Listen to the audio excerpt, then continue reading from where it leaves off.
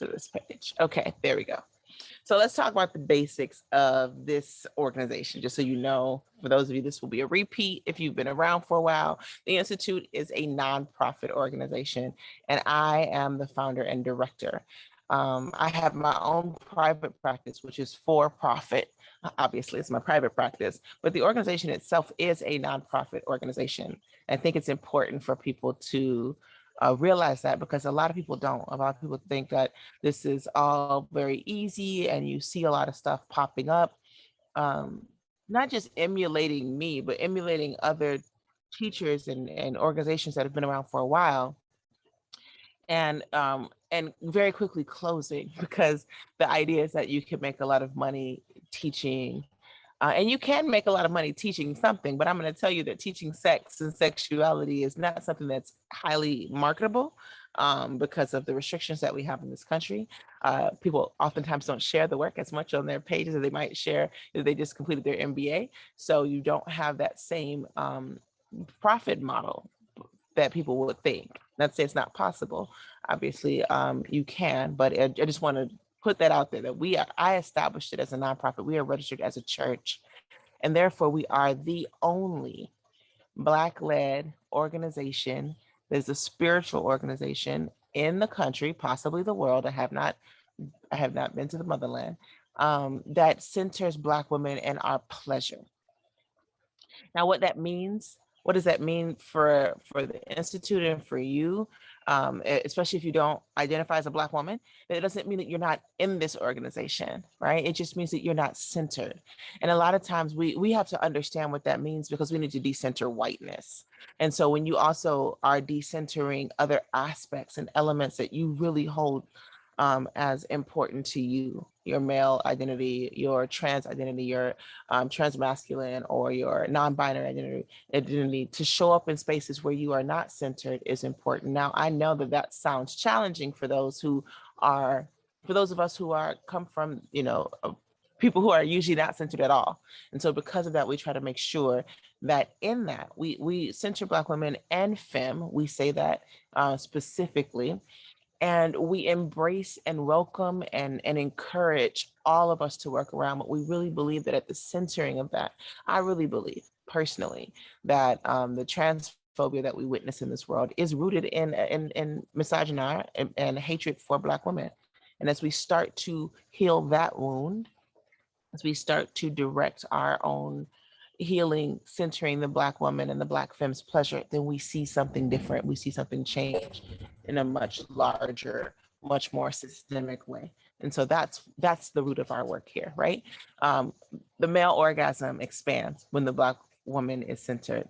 The family unit expands. The queerness and the ability to show up in queer spaces expands. All of that expands when we center Black women's pleasure instead of work, instead of laboring, instead of all the other things that are typically at the center of Black women's exposure to the world.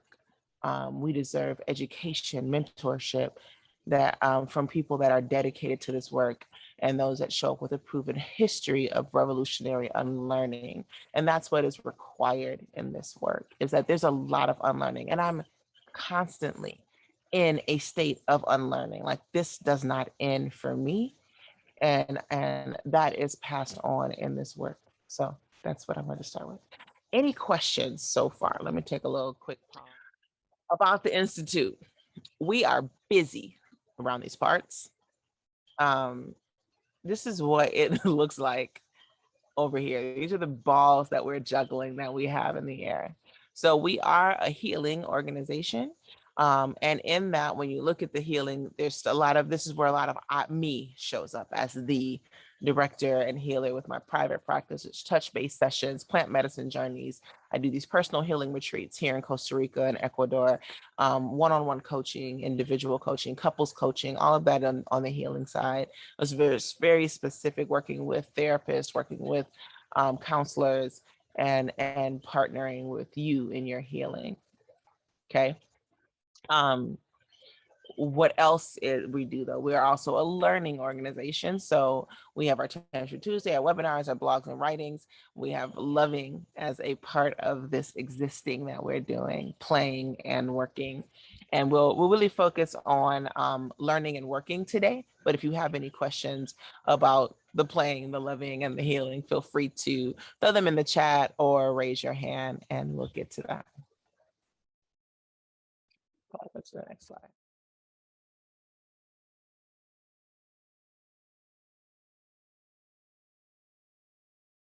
Together. All right. Healing. And this is my work, right? Which is the conscious erotic touch, cuddle sage sessions, which we'll talk about. My private coaching. I help facilitate plant medicine with psilocybin, which I sit with, cacao. I've sat with bufo. I don't sit with it, but I help facilitate you being able to sit with it. Ayahuasca, I'm just facilitating, just so we're clear. My 420 sessions involve touch and psilocybin, touch and cacao, or touch and cannabis, and the rest of the sessions are on more deep healing, and then private coaching. Obviously, this is the work that you could do also. So this is the work that I do. It's also the work that I teach others how to do. So I believe this is really important.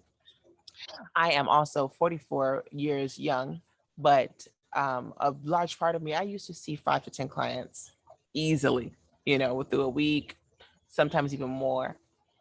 That is not where my energy is at these days. I don't have the desire to move heavily through that type of a client load.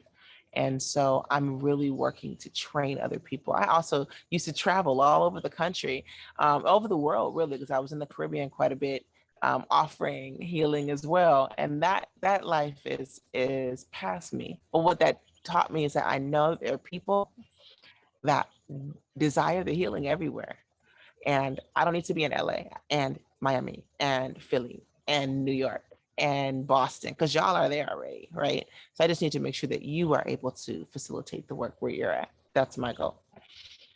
My path to healing has been filled with orgasm, and I have been really, really blessed in this space. I realize as I sit with couples and hear um, more and more stories of really traumatic relationships and sexual experiences, not big T trauma, not violent trauma, not really even in your face. Some people don't even realize, but I have had this experience with really conscious lovers, a really big fucking mouth, a really open throat chakra. Well, I had to work on listening because that's also throat chakra, but I was able to express my needs, my desires, and moving into Tantra really just helped me reshape the way I see love, experience pleasure, and my ability to trust myself. Really, period. When you trust yourself, you don't have the skepticism about people that you have around you. When you trust yourself, you know the people that you've invited to be in your presence are good people because you trust that you're making those decisions. External distrust is just a reflection of our internal distrust, and Tantra has really helped me with that. I believe that this medicine helps our community. I believe that this medicine heals our community, and so I've been working on inward healing, meditation, and forgiveness. The Hawaiian tradition of Ho'oponopono, which you will learn when you study with me. My own personal upbringing and